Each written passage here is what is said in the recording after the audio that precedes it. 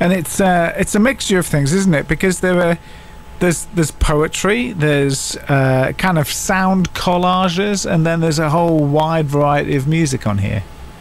Yeah, the way that I look at it as a musical journey.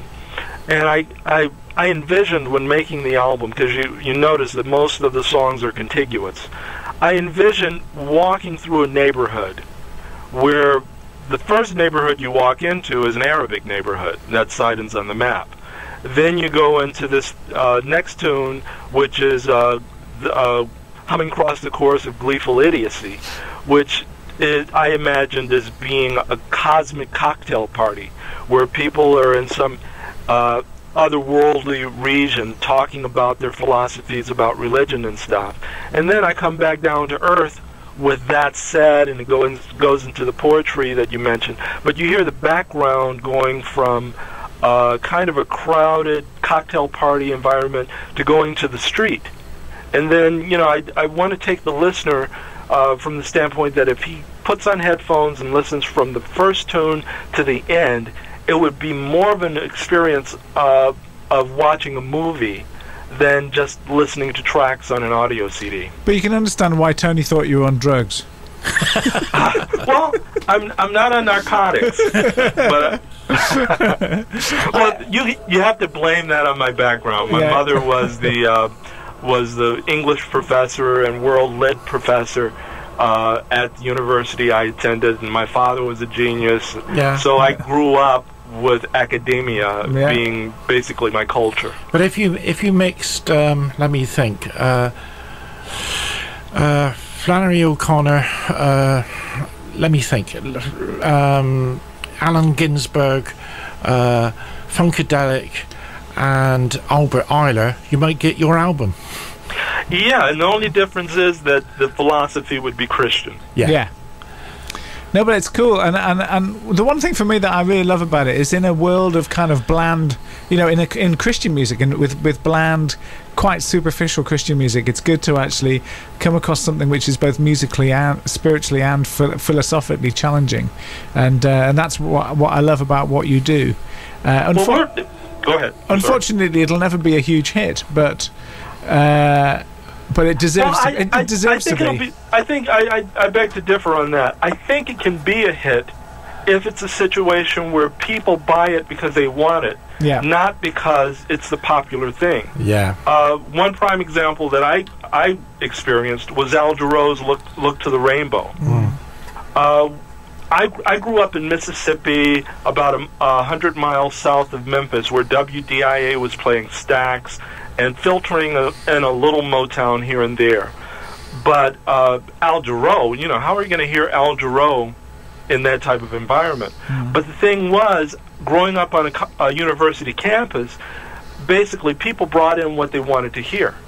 And I really compare it to what happened with English musicians in the late 50s and early 60s, like the Beatles and the Stones. Howling Wolf, I'm sure, wasn't blasting on your top 40. No, you're right. But they went and they found it, and when they found it, they were able to present their take on it in a way that got people interested in it. And the thing I found is there's a symbiosis between an ironing, sharpening iron symbiosis between American music and music from England. Because what happens, even according to Jesus' apothegm, that a prophet is without honor in his own country. Here, something plays and people don't really appreciate it. Jimi Hendrix was a prime example. Jimi Hendrix was a nobody until he broke overseas. And when he broke overseas and came back here, it was like, wow. And you listen to a lot of the music that even the Beatles did. That was warmed over here and, tolerated. But when the Beatles came in playing it, even some Isley Brother tunes, like Twist and Shout, everybody treated it like it was something brand new. It's like kids. When a parent tells a child something, they won't believe it. But if they hear it from a friend or from the teacher, they come home and say, "You were right." It's true. If we want to get hold of this, do you have a website you'd like to tell us about? Yes, we have munepi.com. So is that spelled MUNE-PI? Correct. .com. .com. And also, we're at CD Baby. Okay. And excuse me, a final question because it's bugging me. What exactly is Mune Pi? Okay, I was going to ask you, do you guys have moon pies there? No, we don't. Have you heard of s'mores? No. I've seen Mune Pi. When I was in Memphis, I went to Cracker Barrel, and I saw they were selling moon pies in Cracker Barrel. You know, it's deep. That's where we came up with the idea for Moon Pie. Well, at Cracker Barrel? Yeah, my son is in film school in Chicago, and he had been hit by a car.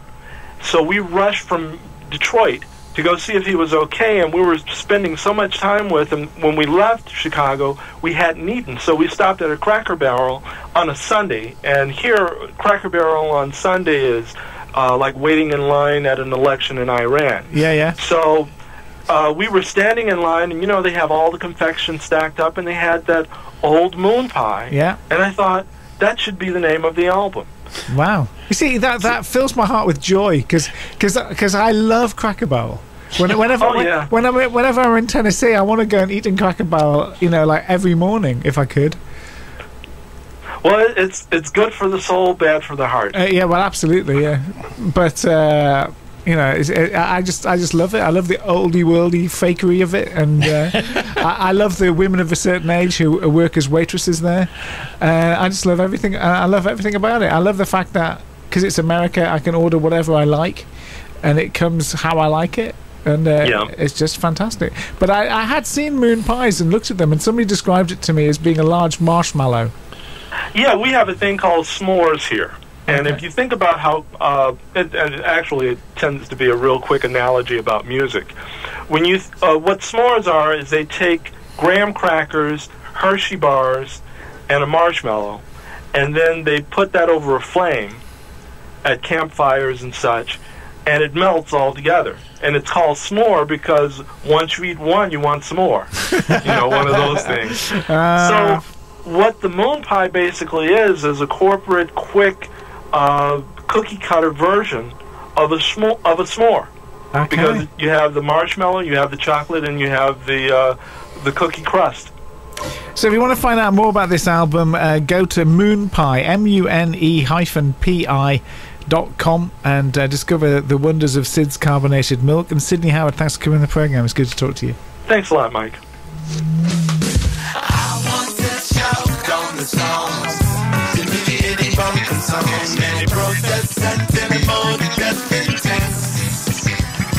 An album called The Mune Pi Parables. That's Sid's carbonated milk. If you go to www.munepi.com, it's M-U-N-E is how you spell moon, and then hyphen, and then pi, P-I, as in the mathematical figure pi. I can't remember what it is. Is it 3.142? That's right. Reoccurring. Thanks. It's alright. So you don't know it to more than just those 3 decimal places then, Gary? No, but I'm sure someone will tell me very soon. That's funny. I did like Sidney Howard from Sid's Carbonated Milk. It was great. I love the fact that he uses words that neither me nor Tony Cummings understand. Yeah, must be smart. Must be. Yeah. I love his stories and analogies. Yeah, and I love the fact it was the album title came from Cracker Barrel. That's what made my day. But did you notice that all his analogies seem to revolve around food? Yes. Well, there is a kind of a food kind of theme in the Moon Pie album, so that probably explains it too. But there you go. So check out Sid's Carbonated Milk. Definitely worth. You know, they only make an album once in a blue moon, but it's well worth picking up and having a listen to. Yeah. Because I've just a thought that's come to me. They only make an album once in a blue moon because it takes you that 10 years to work it all out. Yeah, probably actually. Yeah. By the time they release another one, I'll have sussed out Moon Pie Parables. Yeah. Moon Pie.